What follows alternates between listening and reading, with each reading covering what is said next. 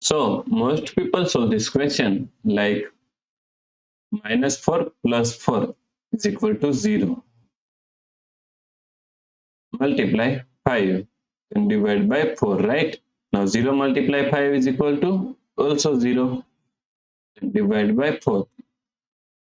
So 0 divided by 4 is equal to 0. But this answer is not correct. This answer is completely wrong. So now let's solve this problem correctly by using a PEMDAS rule, right? PEMDAS, P-E-M-D-A-S. According to PEMDAS, first priority is parentheses, second priority is exponents, third priority is multiplication and division. But here multiplication and division both have equal priority. So we have to solve it from left to right. And fourth and last priority is addition and subtraction. Also addition and subtraction both have equal priority. So we have to solve it from left to right.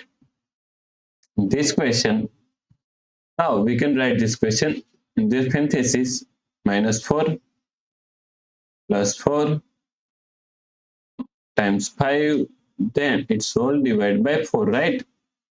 So now here we have one parenthesis and one division. So according to PEMDAS rule, first we have to solve parenthesis. So in this parenthesis, here we have one addition and one multiplication, right?